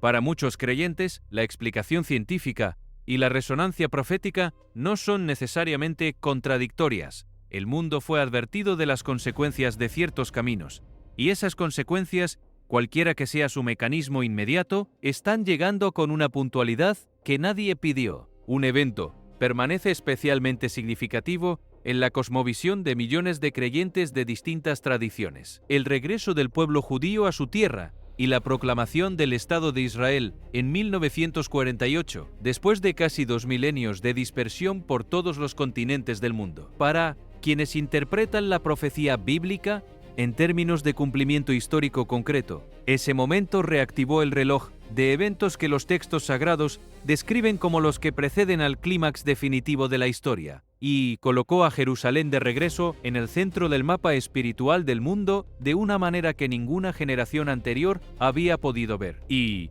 mientras todo esto ocurre a escala global, el Evangelio sigue extendiéndose de maneras que ninguna generación anterior podría haber imaginado. A través de teléfonos inteligentes en las manos de personas en lugares remotos, a través de transmisiones en vivo que cruzan continentes en tiempo real, a través de redes sociales que llevan mensajes a audiencias de millones en el tiempo que tarda en parpadear un ojo. Las enseñanzas bíblicas llegan hoy a más personas en más idiomas con más rapidez que en ningún otro momento de la historia. Jesús declaró: y este Evangelio del Reino será predicado en todo el mundo como testimonio a todas las naciones, y entonces vendrá el fin.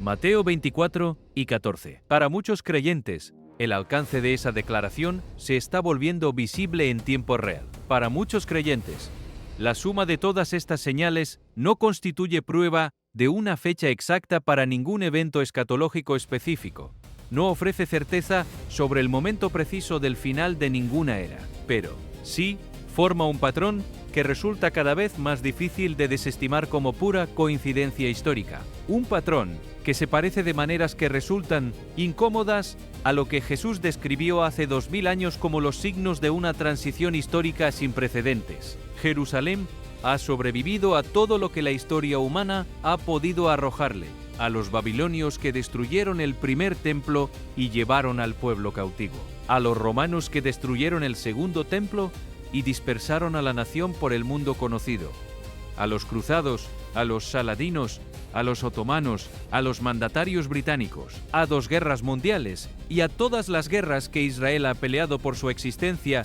desde 1948, ha visto cada uno de sus templos destruidos y ha seguido siendo Jerusalén, a pesar de todo, ese nombre que significa ciudad de paz, con la ironía específica de los lugares que llevan el nombre de lo que más les falta. Y aún así, 3000 años después, sigue siendo la ciudad más observada del mundo por razones que ningún análisis geopolítico estrictamente secular logra explicar del todo. Tal vez eso explique por qué estos eventos recientes han resonado tan profundamente en tanta gente de tantos lugares y tradiciones tan distintas. No porque cada luz extraña en el cielo deba ser necesariamente sobrenatural, ni porque cada grieta en una ladera deba ser señal infalible de algo inminente, sino porque, juntos, estos eventos despiertan algo en la conciencia humana que ninguna rutina cotidiana, ninguna comodidad material, ningún ruido de fondo de la civilización moderna logra acallar del todo. La conciencia de que el mundo es más frágil de lo que parece cuando todo funciona, de que la paz puede romperse más rápidamente de lo que tardó en construirse, de que la historia no es circular, sino que avanza hacia algún punto que ninguna generación ha podido ver todavía, pero que todas han intuido. Y quizás por eso las palabras de Jesús en Lucas 21 y 36 siguen teniendo una resonancia que trasciende las diferencias de idioma, cultura, siglo y tradición. Velad, pues, en todo tiempo orando que seáis tenidos por dignos. No pánico, no obsesión, no acumulación de provisiones en un búnker ni abandono de las responsabilidades ordinarias de la vida. Oración, vigilancia, la invitación a mantenerse despierto y consciente, a no dormirse en la comodidad ni en el miedo, a seguir preguntando las preguntas que importan, aunque las respuestas no lleguen con la velocidad que querríamos. Para muchos creyentes, la acumulación de señales en torno a Jerusalén no es un llamado a la desesperación ni a la parálisis, sino a la reflexión más profunda, a hacerse preguntas que normalmente se evitan porque son incómodas. A volver a los textos que llevan siglos esperando ser leídos con los ojos de alguien que ha visto lo que el mundo puede hacer. A orar con más intención y menos automatismo, a estar más presentes en las cosas y en las personas que realmente importan antes de que el tiempo que tenemos para estarlo se acabe de maneras que no se anuncian con suficiente anticipación. Los tiempos difíciles, cuando no aplastan, tienen una forma específica de empujar a las personas hacia adentro, hacia las preguntas que la comodidad habitualmente ayuda a mantener silenciadas. El mensaje de Jerusalén no debería llevarnos a la desesperanza. La Biblia apunta repetidamente hacia la resistencia, la sabiduría y la fe como la respuesta correcta ante los tiempos de incertidumbre. Las tinieblas, el miedo y la confusión no tienen la última palabra en la narrativa que los creyentes de distintas tradiciones reconocen como la más verdadera. La esperanza sí, la esperanza de que el final de algo sea siempre también el principio de algo diferente, de que la oscuridad que precede al amanecer no cancela la promesa del amanecer. Donde quiera que estés mirando esto esta noche, tómate un momento para orar por Jerusalén, por la paz, por tu familia y por la sabiduría que todos necesitamos en un mundo que se vuelve más inestable cada año. Si este video te hizo pensar con profundidad sobre estas cosas, no olvides dar me gusta, dejar tu comentario y suscribirte al canal. Gracias por estar aquí. Que Dios te bendiga y te guarde. Cuando Jesús ascendió al cielo frente a sus discípulos, la tarde en que todo aquello terminó y todo aquello comenzó simultáneamente, se fue de la misma colina sobre la que hoy están apareciendo grietas. Los ángeles que estaban presentes en ese momento dejaron una promesa que el libro de los Hechos preservó con una precisión que parece diseñada para resistir los siglos, para que cada generación que llegara después pudiera leerla con sus propios ojos y preguntarse qué significaba para ellos. Este mismo Jesús que ha sido tomado de vosotros al cielo, así vendrá como le habéis visto ir al cielo. Hechos 1 y 11. El Monte de los Olivos fue el punto de partida de la iglesia primitiva, el lugar geográfico donde la fe encontró sus pies por primera vez en medio de la incertidumbre más radical que cualquier grupo de personas haya enfrentado jamás. La pérdida de su maestro, la promesa de su regreso y la instrucción de esperar en Jerusalén hasta recibir lo que vendría después. Desde esa tarde en esa colina, todo lo demás se expandió hacia afuera, en todas las direcciones, a través de todos los siglos, hasta llegar a este momento en que miles de millones de personas en el mundo llevan en sus tradiciones y en sus textos sagrados el eco de lo que se dijo y se prometió en ese lugar. Y ahora, miles de años después, mientras el suelo de esa misma colina muestra señales de movimiento y fractura que nadie sabe del todo cómo interpretar. La pregunta que muchos se hacen en voz baja tiene la misma forma que la que aquellos primeros discípulos formularon mirando hacia el cielo despejado sobre el Monte de los Olivos. ¿Cuándo vuelve? ¿Qué significan estas grietas? ¿Qué le está pasando a este lugar, a esta ciudad, a este mundo? Esta montaña siempre ha cargado con el peso de la esperanza de maneras que ninguna otra geografía en el planeta puede igualar. Sus laderas están cubiertas de tumbas, miles y miles de ellas, colocadas allí a lo largo de siglos por generaciones de personas que eligieron ese lugar específico para su descanso final, precisamente porque creían que cuando llegara el momento prometido, la resurrección de los muertos, comenzaría aquí, en esta colina, en este suelo que ahora se está agrietando. Para el judaísmo tradicional, el Monte de los Olivos no es simplemente un cementerio histórico con valor patrimonial, es una sala de espera. Una promesa hecha en piedra calcárea y en tierra seca de que la muerte no tiene la última palabra en este lugar, de que lo que aquí se depositó será reclamado cuando llegue el tiempo que fue prometido. Esta creencia encuentra su eco más poderoso en la visión de Ezequiel 37, donde el profeta vio un valle completamente cubierto de huesos secos, huesos sin carne, sin tendones, sin ninguna señal de vida, y los vio comenzar a moverse, a conectarse, a cubrirse lentamente de tejido y piel, y luego a llenarse de aliento y a ponerse de pie como un ejército. He aquí que yo hago entrar el aliento en vosotros, na aquí y viviréis. Esa imagen ha sobrevivido en la imaginación de millones de personas a través de tradiciones distintas, a través de siglos de historia que incluyen cosas que ningún lector antiguo del texto podría haber anticipado, porque toca algo que la razón sola no puede satisfacer por completo, el deseo profundo de que lo que se ha perdido pueda ser encontrado de nuevo, de que lo que fue interrumpido pueda ser reanudado, de que el silencio no sea el final, sino el espacio entre dos frases de una oración que todavía no ha terminado. En ese sentido, el Monte de los Olivos es algo más que una colina con valor arqueológico y turístico. Es el lugar donde convergen la memoria y la expectativa de una manera que no ocurre en ningún otro punto de la Tierra, donde el pasado más profundo de la humanidad creyente y el futuro más esperado de esa misma humanidad tocan el mismo pedazo de suelo calcáreo. Y, cuando ese suelo comienza a moverse, cuando las grietas aparecen en la misma ladera, donde la promesa del regreso fue pronunciada, y donde generaciones de muertos esperan su cumplimiento, los que creen no pueden evitar preguntarse si la Tierra misma está comenzando, de alguna manera que va mucho más allá de lo que cualquier sismógrafo puede medir, a prepararse para algo que lleva mucho tiempo siendo prometido. Puede que las grietas sean solo geología, fuerzas tectónicas ordinarias operando en un sistema de fallas activas. Puede que las luces sean solo meteorología, fenómenos de refracción y partículas en suspensión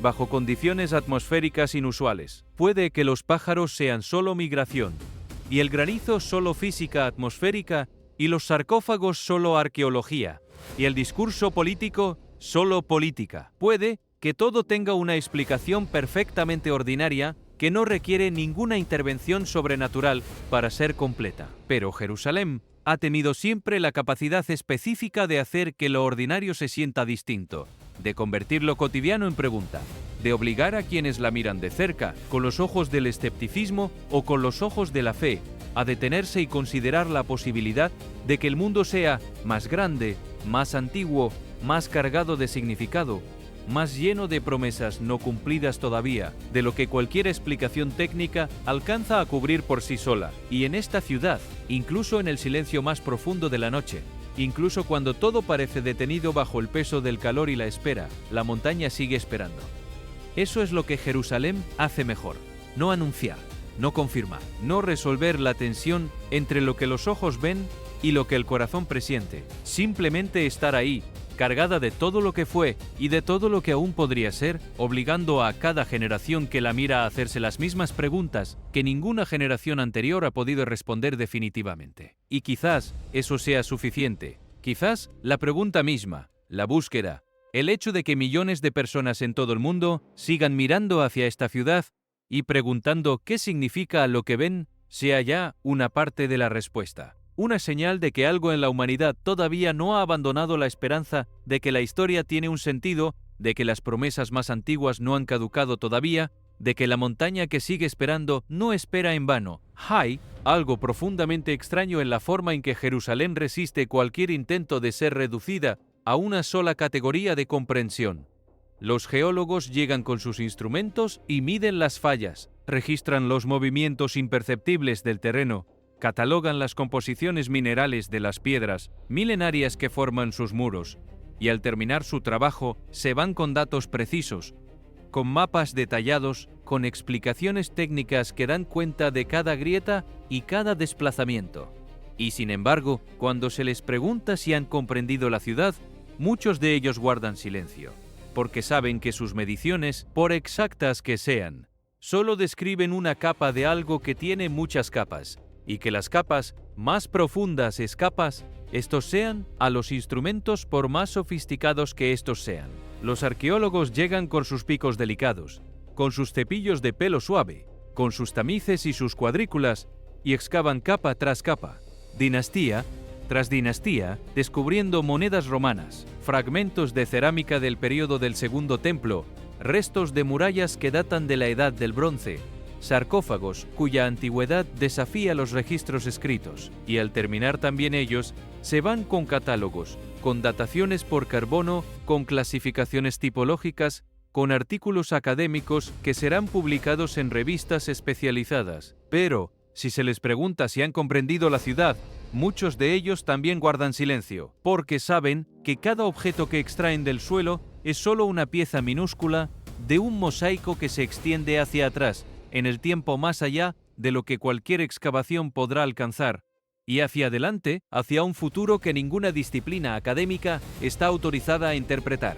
Los historiadores llegan con sus archivos, con sus manuscritos, con sus crónicas comparadas y construyen narrativas detalladas de cada conquista, de cada destrucción, de cada cambio de soberanía. Pero al terminar también ellos descubren que las narrativas se contradicen entre sí, que cada conquistador escribió su versión de la historia, que cada tradición religiosa preservó sus propios recuerdos selectivos y que ninguna síntesis definitiva es posible, porque Jerusalén nunca ha sido una sola ciudad, sino muchas ciudades superpuestas, cada una con su propio testimonio, cada una con su propia memoria, cada una con su propio sentido de lo que la ciudad significa y para quién. Y los teólogos llegan con sus textos sagrados, con sus comentarios milenarios, con sus tradiciones interpretativas, y leen en cada piedra una promesa, en cada acontecimiento un cumplimiento, en cada coincidencia una señal. Pero también ellos descubren que las interpretaciones se multiplican y se contradicen,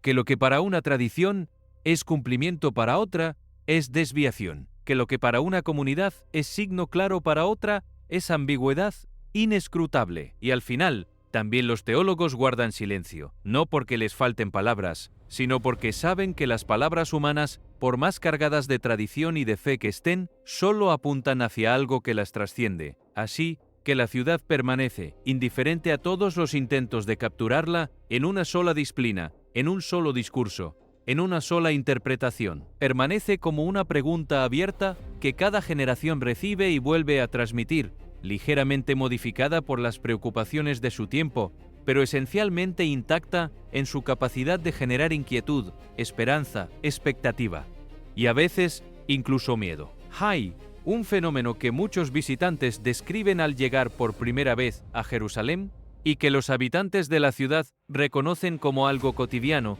aunque nunca dejen de notarlo. Es una sensación de densidad, no física, aunque las piedras de la ciudad antigua tienen efectivamente una densidad particular, blanqueadas por siglos de sol, pulidas por millones de manos y pies, cargadas con la huella mineral de su antigüedad. La densidad de la que hablan los visitantes es otra cosa. Es una densidad de significado, una sensación de que el aire mismo está saturado de algo que en otros lugares se diluye o simplemente no existe.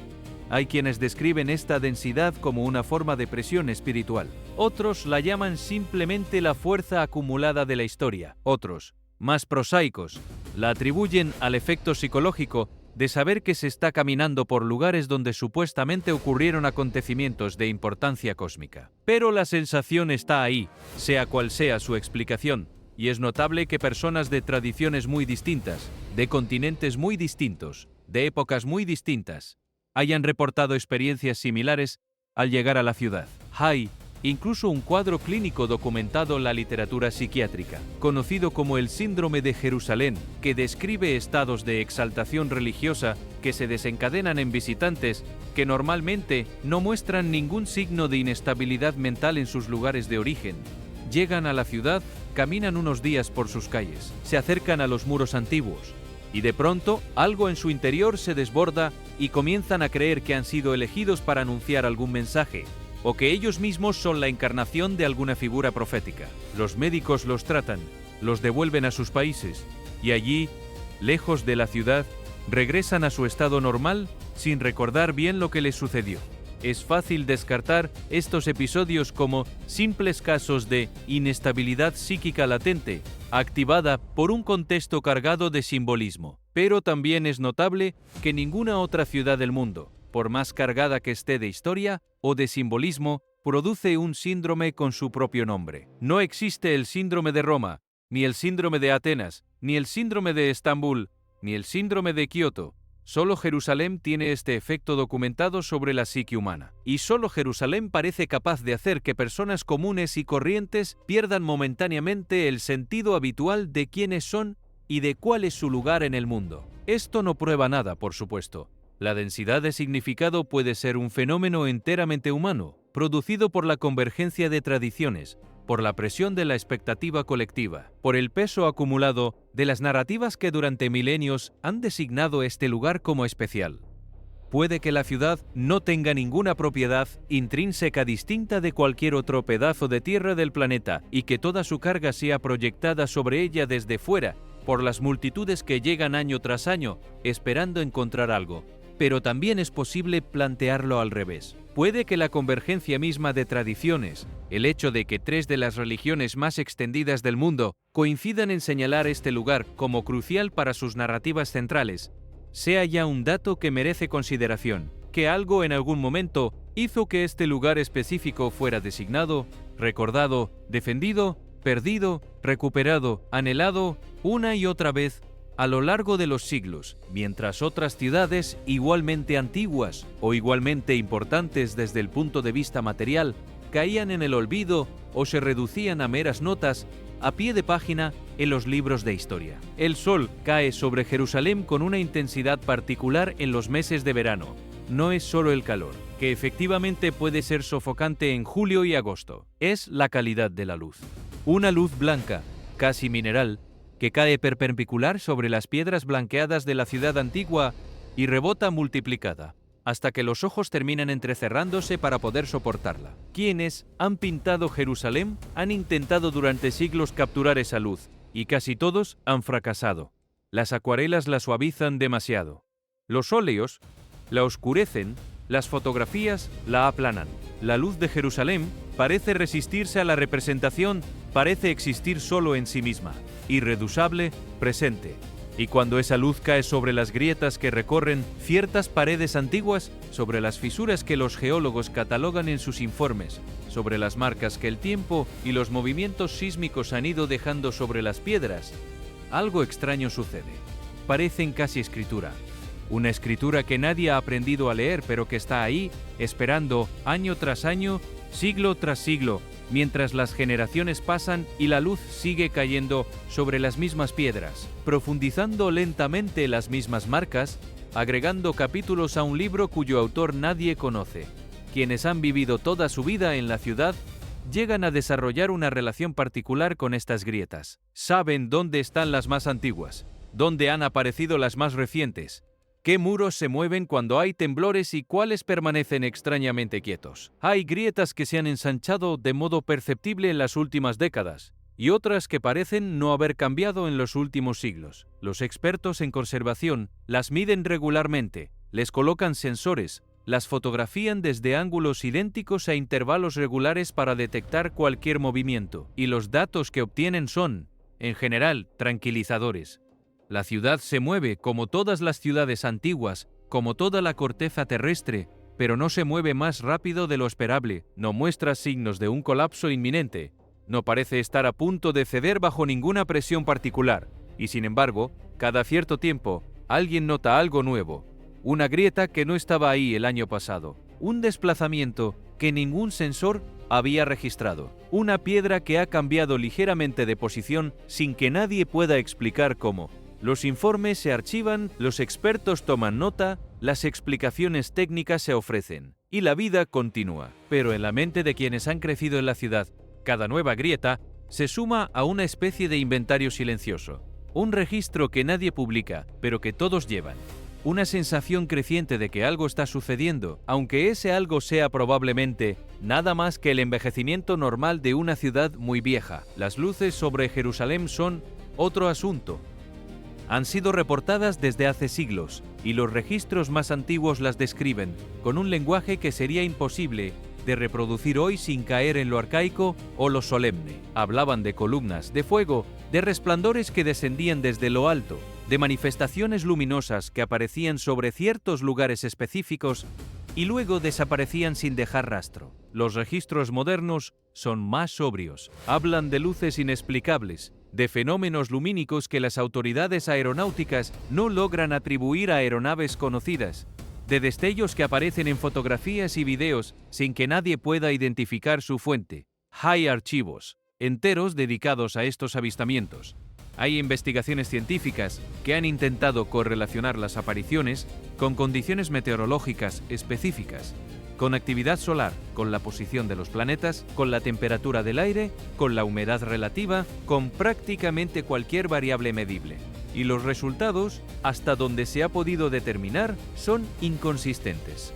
A veces, las luces aparecen en noches frías y secas, a veces en noches cálidas y húmedas, a veces durante tormentas eléctricas, a veces en cielos completamente despejados, a veces son visibles para muchas personas simultáneamente, a veces solo para algunos, a veces dejan registro fotográfico, a veces se desvanecen apenas alguien intenta capturarlas. Esta inconsistencia es probablemente lo más frustrante para quienes intentan estudiar el fenómeno desde una perspectiva rigurosamente científica. Un fenómeno que no se deja predecir, que no se deja replicar, que no se deja someter a las condiciones controladas de un experimento, escapa por definición a las herramientas de la ciencia moderna. Y por eso, oficialmente, las luces sobre Jerusalén no existen como objeto de estudio serio. Quedan relegadas a la categoría de fenómenos anecdóticos, de leyendas urbanas, de testimonios subjetivos que pueden tener explicaciones diversas pero ninguna de ellas verificable. Y sin embargo los testimonios continúan, año tras año, década tras década, personas que no se conocen entre sí, que provienen de tradiciones muy distintas, que tienen formaciones académicas o profesionales muy diversas, reportan haber visto cosas similares en cielos similares sobre lugares similares de la ciudad. Una columna luminosa que desciende sobre el Monte de los Olivos. Un resplandor que ilumina brevemente la cúpula dorada que se eleva sobre la explanada de las mezquitas. Un destello que pasa rápidamente sobre los muros antiguos. Las descripciones varían en sus detalles, pero hay una coherencia general que es difícil de descartar simplemente como producto de la sugestión o de la histeria colectiva. Puede que sean efectivamente fenómenos atmosféricos inusuales, como sostienen las explicaciones técnicas. Puede que sean reflejos de fuentes luminosas distantes amplificadas por condiciones particulares de la atmósfera local, puede que sean simplemente artefactos visuales producidos por el ojo humano cansado o excitado por la expectativa. Puede que sean todas estas cosas a la vez, en distintas proporciones según el caso. Pero también es posible que sean otra cosa. Algo que la ciencia actual aún no tiene los instrumentos adecuados para detectar y clasificar. Algo que pertenece a una categoría de fenómenos que todavía no hemos aprendido a reconocer como tales. Y, mientras esa posibilidad permanezca abierta, por más mínima que parezca, no es ilegítimo continuar prestando atención, continuar registrando, continuar preguntando. Los pájaros tienen un comportamiento extraño en Jerusalén. No todos los pájaros, claro está. La mayoría siguen sus rutinas habituales, sus migraciones estacionales, sus búsquedas de alimento, sus rituales de cortejo. Pero hay observaciones documentadas, registradas a lo largo de décadas por ornitólogos profesionales, que sugieren que ciertas especies, en ciertos momentos del año, en ciertas ubicaciones específicas dentro y alrededor de la ciudad, se comportan de modos que se desvían significativamente de lo que sería esperable. Hay registros de bandadas que se concentran sobre el Monte de los Olivos en proporciones inusuales. Hay observaciones de aves migratorias que alteran sus rutas tradicionales para pasar específicamente sobre ciertos puntos de la ciudad antigua. Hay descripciones de comportamientos vocales anómalos, de patrones de vuelo que no se ajustan a las explicaciones habituales basadas en corrientes térmicas, en disponibilidad de alimento o en orientación magnética. Los ornitólogos que han estudiado estos fenómenos suelen ofrecer explicaciones técnicas plausibles. Las concentraciones inusuales pueden deberse a microclimas locales que generan corrientes ascendentes particularmente favorables. Las alteraciones en las rutas migratorias pueden ser consecuencia de cambios en el paisaje urbano, de la presencia de fuentes de alimento creadas por la actividad humana, de modificaciones en las condiciones atmosféricas regionales. Los comportamientos vocales anómalos pueden ser respuestas adaptativas a la contaminación acústica de la ciudad o señales de estrés ambiental. Todas estas explicaciones son razonables. Todas son consistentes con lo que la ornitología moderna sabe sobre el comportamiento aviar. Y sin embargo, algunos observadores con muchos años de experiencia confiesan, fuera del contexto de los informes oficiales, que hay algo en estos fenómenos que no termina de encajar, que la frecuencia con la que se repiten es mayor de lo que las explicaciones técnicas predecirían, que la concentración geográfica de los episodios anómalos es más específica de lo que sería esperable si solo se tratara de variables ambientales locales, que ciertos comportamientos parecen casi deliberados, como si las aves estuvieran respondiendo a algo que los humanos no perciben. Esta última intuición es, naturalmente, una intuición no científica. Atribuir intencionalidad a comportamientos animales es uno de los errores clásicos contra los que la biología moderna ha tenido que defenderse con insistencia. Las aves no responden a presagios. Las aves no anuncian acontecimientos futuros. Las aves no eligen sobrevolar ciertos lugares por su carga simbólica. Las aves siguen patrones de comportamiento determinados por su biología, por su entorno, por las condiciones inmediatas que las afectan. Y sin embargo, en las tradiciones más antiguas, las aves siempre han ocupado un lugar particular como mensajeras, como intermediarias entre lo humano y lo que está más allá de lo humano. Es como si las generaciones anteriores, sin tener los instrumentos para analizar el comportamiento aviar con la precisión que tenemos hoy, hubieran percibido, sin embargo, algo que nosotros, con todos nuestros instrumentos, estamos en peligro de pasar por alto. El granizo es probablemente el más prosaico de los fenómenos que se enumeran cuando se habla de las señales asociadas a Jerusalén en los tiempos recientes. El granizo es física atmosférica. Se forma cuando las gotas de agua son arrastradas hacia altitudes muy frías por corrientes ascendentes vigorosas, donde se congelan y crecen capa sobre capa hasta que su peso supera la capacidad de las corrientes para mantenerlas en suspensión, y entonces caen. Es un proceso bien conocido, descrito con precisión en cualquier manual de meteorología. No hay nada misterioso en el granizo en sí mismo. Lo que puede resultar notable son las circunstancias específicas en las que aparece. En una región semiárida, como aquella en la que se encuentra Jerusalén, el granizo no es un fenómeno cotidiano. Es relativamente raro, sobre todo en ciertas épocas del año. Y cuando aparece con tamaños inusuales, en estaciones inesperadas, en lugares específicos y no en otros cercanos, naturalmente atrae la atención. Los meteorólogos pueden explicar cada episodio individual con referencia a las condiciones atmosféricas específicas de ese día, a la presencia de un frente frío particular, a una configuración inusual de la circulación atmosférica regional. Pero, la suma de los episodios, considerada a lo largo de los años, puede comenzar a parecer estadísticamente improbable, al menos a quienes están dispuestos a contar y a comparar. Lo que ocurre con el granizo, y con muchos otros fenómenos parecidos, es que la línea entre lo improbable y lo significativo es difícil de trazar con precisión. Lo improbable, por